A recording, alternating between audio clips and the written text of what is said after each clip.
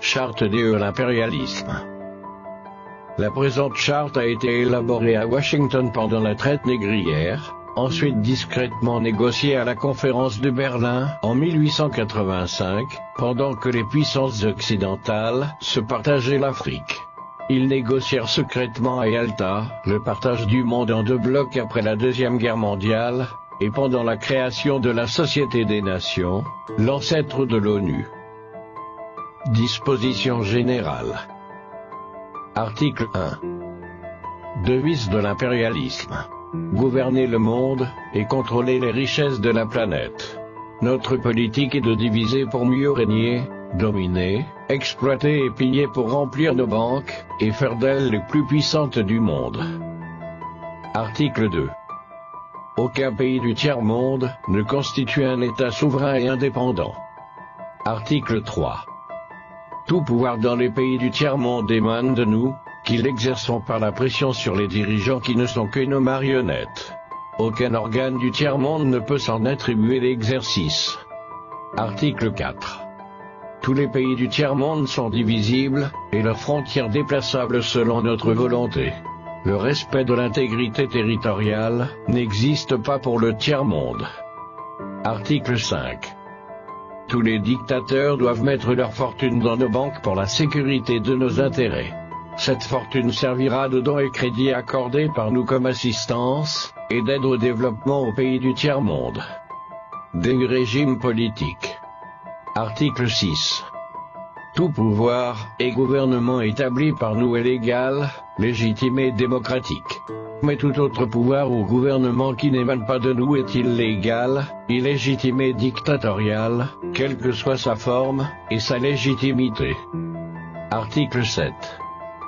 Tout pouvoir qui oppose la moindre résistance à nos injonctions, perd par le fait même sa légalité, sa légitimité, et sa crédibilité. Il doit disparaître. Des traités et des accords. Article 8. On ne négocie pas les accords, et les contrats avec les pays du tiers-monde, on leur impose ce qu'on veut, et ils subissent notre volonté. Article 9. Tout accord conclu avec un autre pays, ou une négociation sans notre aval est nul, et de nul effet. Des droits fondamentaux. Article 10. Là où il y a nos intérêts, les pays du tiers-monde n'ont pas de droits.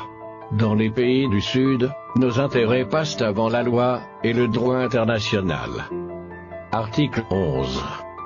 La liberté d'expression, la liberté d'association, et les droits de l'homme, n'ont de sens que dans le pays où les dirigeants s'opposent à notre volonté. Article 12. Les peuples du tiers-monde n'ont pas d'opinion, ni de droit, ils subissent notre loi et notre droit. Article 13. Les pays du tiers-monde n'ont ni culture ni civilisation, sans se référer à la civilisation occidentale. Article 14.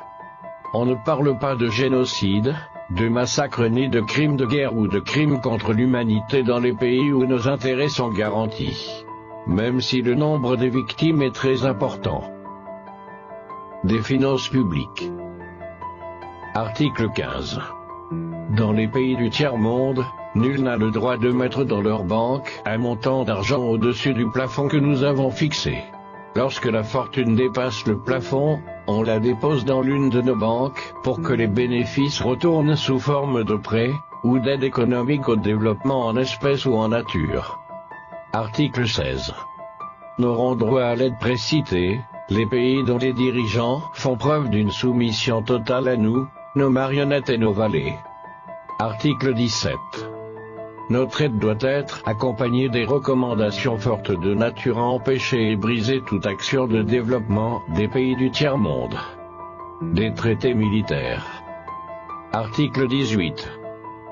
Nos armées doivent être toujours plus fortes et plus puissantes que les armées des pays du tiers-monde. La limitation et l'interdiction d'armes des destructions massives ne nous concernent pas, mais s'imposent aux autres. Article 19.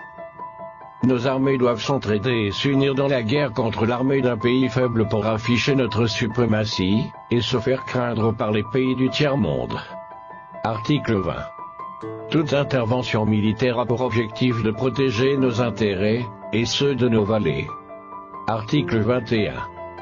Toute opération d'évacuation des ressortissants des pays occidentaux cache notre mission réelle, celle de protéger nos intérêts, et ceux de nos valets. Accords internationaux. Article 22. L'ONU est notre instrument, nous devons l'utiliser contre nos ennemis, et les pays du tiers-monde pour protéger nos intérêts. Article 23. Notre objectif est de déstabiliser et détruire les régimes qui nous sont hostiles et installer nos marionnettes sous la protection de nos militaires sous la couverture des mandats des forces de l'ONU. Article 24. Les résolutions de l'ONU sont des textes qui nous donnent le droit et les moyens de frapper, de tuer et de détruire les pays dont les dirigeants et les peuples refusent de se soumettre à nos injonctions sous la couverture des résolutions du Conseil de sécurité de l'ONU. Article 25. Notre devoir est de maintenir l'Afrique et d'autres pays du monde dans le sous-développement, la misère, la division, les guerres, le chaos pour bien les dominer, les exploiter et les piller à travers les missions des Nations Unies. Article 26. Notre règle d'or est la liquidation physique des leaders et dirigeants nationalistes du tiers-monde. Article 27.